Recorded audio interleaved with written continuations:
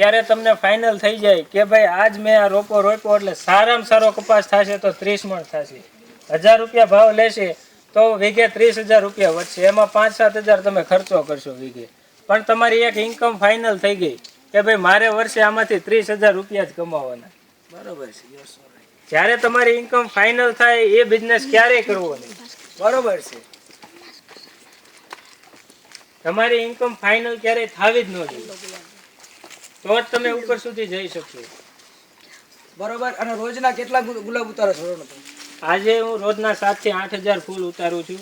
અત્યારે લગ્નની સિઝન છે એટલે મને એક નંગનો 1.5 થી 2 રૂપિયા સુધીનો ભાવ મળે છે. પણ બીજા કેટલા કમાય? જેની પાસે બુદ્ધિ છે એ કેટલા કમાય છે? એજ્યુકેશન છે એ કેટલા કમાય? એ એજ્યુકેશન મારા કરતા આગળ છે, જે વિદેશોમાં એક્સપોર્ટ કરે છે, એ વર્ષે એક ગ્રીન હાઉસમાંથી 40 થી 45 લાખ રૂપિયા નફો ખર્ચો કાઢતા નફો ફક્ત બનાવે છે એક ગ્રીન હાઉસ. અને તારી પાસેથી જે ગુલાબ લઈ જાય છે રાજકોટ, એ કેટલામાં વેચે સાહેબ ગુલાબ? એક ગુલાબ 5 રૂપિયાનું વેચે છે. આને કેટલા મળ્યા? આને કેટલા મળ્યા? રૂપિયો. પણ ઓલા મગજનો ઉપયોગ કરીને ઈ કેટલા કમાય છે? 4 રૂપિયા. મહેનત કોણ કરે? હા. અને આ પાછો રાજકોટ દેવા જવા. બોલો, કહેવાનો મતલબ છે ને મારો કે જો તમે કે આ જે ગુલાબ અહીંથી તૂટ્યું એટલે આ 1.5 રૂપિયા થઈ ગયો. તેમજ પેલા બેનના હાથમાં જે ફૂલ રહ્યું એના 8 રૂપિયા. ગુલાબ એક જ છે, ફૂલ એક જ છે. આનો 1.5 રૂપિયો, આના 8 રૂપિયા. આમાં ડાળ છે, આમાં ડાળ નથી. આ વાવી દો એટલે ઘરે હોતન થાય. આની ઉપર નાનું સાદરું લગાડી દે, નહીં થાય. પણ એમને કાંઈક તો ઉગે ને એમ, કેમ કે આમાં કાંઈ થાય. ઘરે પ્રકાશ વધારે થઈ જાય એટલે ન થાય. ઘરે પ્રકાશ વધારે થઈ જાય અથવા તમે છાંયે રાખો તો એને તાપમાનની જરૂર પડશે. એટલે જો ગ્રીન હાઉસ ની ઇફેક્ટ હું તો કે ગ્રીન હાઉસ બનાવવા માટે પહેલા તો સમિયાળો બનાવવો પડે. અને આપણે જેમ પાણીનો ધોરિયો કપામાં પાવીને એમ ધોરિયો ન હાલે.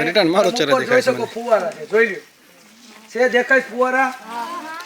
બરોબર. ઈશારા કરો ફરીથી એકવાર આપે. જો આમ જોઈ લ્યો ફુવારા, તમે જો ફુવારા છે હે છે.